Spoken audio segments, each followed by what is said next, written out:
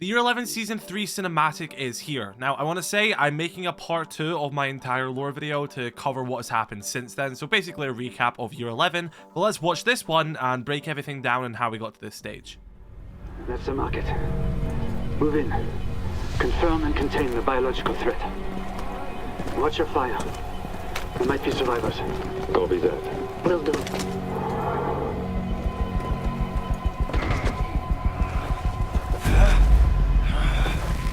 Civilian in distress on the east side. Leon, I need backup.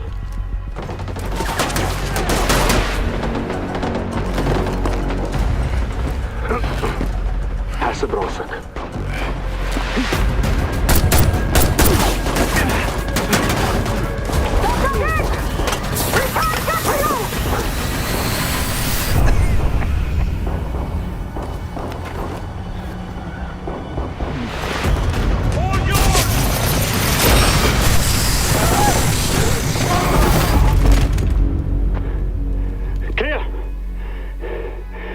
Bishop, you are right. The Keres Legion is behind it. Median target, I need them. Noor! Operator down! We need medevac! Right, so off the rip, there's already a lot of stuff to break down here. Of course, we've seen in previous seasons, from Silent Hunt to System Override, that there has been a biohazard case, which Sam Fisher and Solid Snake actually came across during their mission to take down Eidolon. Sam would go and hand this over to Bishop. Bishop would take this case further, raising his concerns for the potential threat of chemical bioweapons. That is why he actually re-enlisted both Legion and Lion to come back to Rainbow to be Seaburn specialists. So this is something which Bishop was prepping for, and it seems that in this cinematic, we are now in Egypt, the home of our new operator Noor, where there is a Keres Legion bio attack. Now, the first thing I want to talk about here are the operators on this mission. We see Lion, of course, that re-enlisted Seaburn specialist. We see Noor, who I am going to make an entire dedicated lore video to. But if you didn't see my season video, Noor is the son of the ex-Rainbow operative Jamal Murad. So he's actually grew up around Rainbow, and he's very skilled in his own right, with impressive training and experience. So that is why Bishop would bring him onto the team. And of course, Lion and him are joined by Nomad. And I do want to specify here as well, according to her in-game bio, at least as of Year 11 Season 2, Nomad isn't an operator. She is actually a dedicated officer for the GSAC. So it seems that this mission to this market, in which we presume is Egypt, it seems that Nomad has been sent by the GSAC to join Lion and Noor on this mission. Presumably, I don't know, to keep them in line, to be that dedicated officer. And if she is still a dedicated officer, it shows that GSAC oversight that they still have on Rainbow. Although this is Bishop's new era of Rainbow, this does represent the GSAC's hand still being in play here. I do want to make note of their uniforms as well. They are all wearing gas masks. Lion has a new type of gear on. I wonder if they're going to make this a cosmetic at some point, maybe even a brand new elite skin. But you can see that Noor and Nomad are wearing that similar mask to which Finka used to wear, so that's a nice little detail there. But I want to talk about the enemies here, the Keres Legion soldiers, because I made a theory video saying that this is going to be a faction of the Keres Legion, which are actually going to be ex-White Masks. And I know this is not a coincidence. Look at the color of these Keres Legion's masks. They are white. Is it any coincidence that we have this sort of yellow gas, the same ones that the White Masks use, and now there's Keres Legion soldiers wearing white masks? Maybe this is just an Easter egg, maybe it's just so I can look at this and overanalyze it, but this has to be a detail they've done intentionally. These are, in the literal sense, White Masked Keres Legion soldiers. Like, they have white masks. Now, for what actually happens in the cinematic, it is pretty standard Rainbow business. They come in, they face off against the Keres Legion. We get to see Noor's skills in place, as well as his humanity as well, of course, like I showed with his training and everything like that. He done a lot of UN peacekeeping and stuff like that. I like to imagine that if the squad system was still a thing, he would have been on wolfguard by the seams of it. At least that's my opinion. But of course, we don't have squads anymore. It is just Rainbow under Bishop. And we see him giving up this mask for this man in the market so he can survive. True humanity, what Rainbow is, what Noor represents as well, and showing why he was such a great addition to this team by Bishop. Now, of course, by the end of the cinematic, Noor does obviously need some medical assistance. I'm sure we'll see that continued, but I like to think that he is going to be okay here. Now, I want to break down some other things here as well. The operator cinematic we got for Noor also seems to be set in Egypt. Usually these ones are a little bit less canon than the actual animated one. These are more for advertising and showcasing the operator, you know, just to reveal them and stuff like that. And it is a really cool cinematic. We see Ahmed or Noor doing his thing. He looks great in CGI.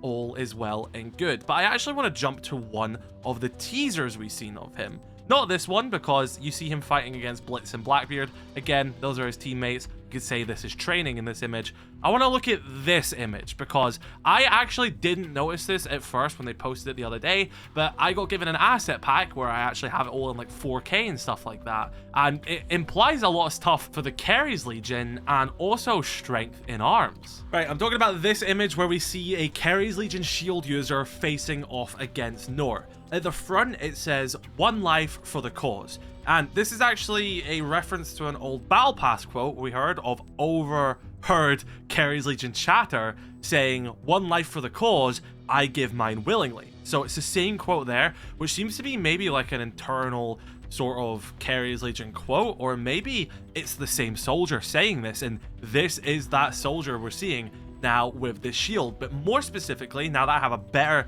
image of this, a better quality image, I only saw the Keres Legion sticker on the shield before, hence why I knew it was a Keres operator. But if you actually look behind the Keres Legion sticker, you can see that this is manufactured and distributed by Strength in Arms. Now, if you weren't aware, Strength in Arms is this group that we've seen pop up over the past 2 years in the lore. We actually first saw them in Dual Front, believe it or not. They had a building in the district, and there was some positive graffiti about Strength in Arms and some less positive graffiti about Strength in Arms on the map. But we didn't really think about it because we just thought it was like, okay, this is just a business in the Dual Front map.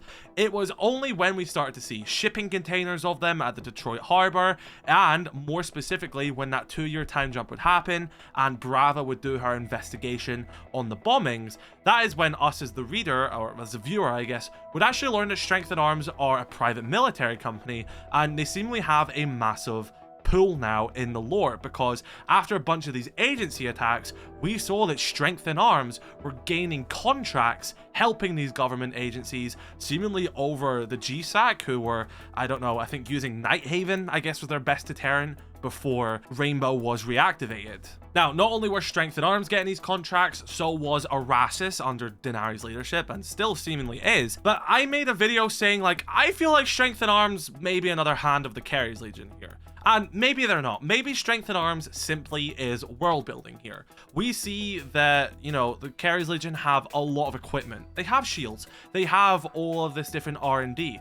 They have to get it from somewhere. It was explained prior that they stole it from Nighthaven. They stole so much stuff from Nighthaven. That's what kicked off that whole QCR saga of the lore. They had Nighthaven equipment. Well, Nighthaven were going to the GSAC, you know, Keres Legion, you know, Deimos and Phobos' faction would fall and stuff like that. It wouldn't make sense that they would still have Nighthaven weaponry. All that stuff would have been seized from the lair and, you know, Detroit and stuff like that. So maybe Strength in Arms simply is just the world building that, hey, this is where the Keres Legion are now buying their stuff from. I mean, it does seem that Strength in Arms are a legitimate business. They're selling the stuff. The Keres Legion could simply be buying it under a different alias and then using it for their, well, malicious intent. That makes perfect sense. And honestly, Strength in Arms could be completely legitimate. Or do you think they are a hand in the Keres Legion here and they're a part of this bigger conspiracy? I just think that's really cool. I didn't notice that with the first teaser. I guess the quality just wasn't good enough, or maybe I just wasn't paying attention. But I see it now that I have this asset. So I think that's definitely worth mentioning here, because that means that all these shields you're seeing here, all of this, you know, everything which Noor is fighting against, these are all shields made by SIA, Strength in Arms. So I think that's worth noting, especially where that may take the story going forward. And it's worth noting that these Keres soldiers are not using Nighthaven weaponry like we see before. They're just using like AKs and stuff like that. Again, these weapons could also come from Strength in Arms. But yeah, that was our new cinematic. I want to break that down, especially the whole white mask thing here, because that's got to be more than just a coincidence. We're getting to see Noor on the field, and this is, of course, I'm going to make a Noor video talking about his biome more, and I also want to make a video just covering the lore since year 11. Well, actually, the start of year 11, because I've got that entire lore video. That video is doing well. It was really well made. People are really enjoying it. I don't want to remake that video again and just add year 11 onto it. I'm going to make it a part 2. So once people finish that video, they can get caught up to this point, if that makes sense. Then maybe I'll make another entire lore video, I don't know, year 12 or year 13. Enough for me to make it substantial enough to actually be worth adding more onto it, if that makes sense. I like that one being the pinnacle video, and then we can just do part 2. Part 3, if that makes sense, rather than me going through all that again, because I feel like I done good enough in that video. I don't need to go over the entire lore from the start to finish. Maybe if they start to add more stuff into the background which fits into that more, maybe I'll remake it from the start, but I think that video is good enough as a groundwork where we can just make part 2, part 3, part 4. So stay tuned for part 2, which will recap all of year 11. Let me know your thoughts, and yeah, if you think I missed anything, let me know. Have a great rest of your day, and I'll catch you in the next one.